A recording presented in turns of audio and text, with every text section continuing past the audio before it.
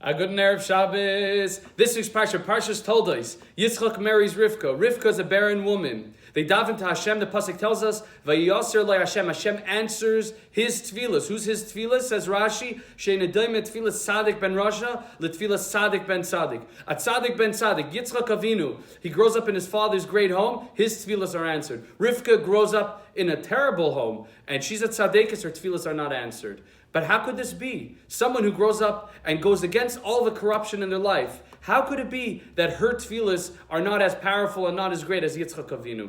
The Gemara in Yuma, Daf Chavtes, tells us that old is better than new. Old, atikta, is kasha mechadta, is harder than new. What does this mean? Old is harder than new. Just think for a second. Look at a Baal Tshuva. He's on fire. Everything's exciting because new, when you have a new aschala, when you have something great, something exciting, at the beginning of it, you're unbelievable. No one could stop you. You're on fire. What happens when after a little bit, it may turn old? We find that Avram Avinu came to this world and created a new path. He was a trailblazer. He created a new path. Everything was exciting. He was on fire. His Yiddishkeit was on fire. His Avodas Hashem, his connection to Rebbeinu Shalom.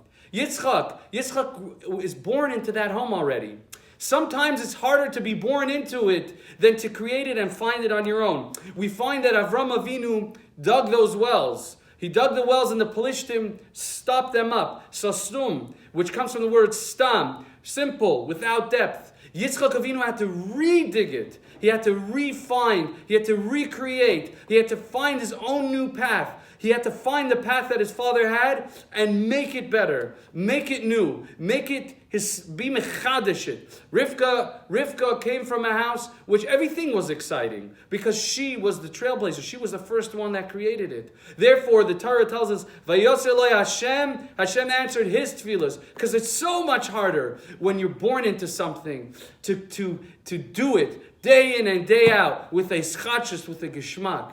And this is the message of this week's Parsha. Parshas Toldos, that whatever it is, even though we might take it for granted, don't take it for granted. Make the best. Make the best of it. Take Yiddishkeit and run with it. Have a wonderful, amazing Shabbos.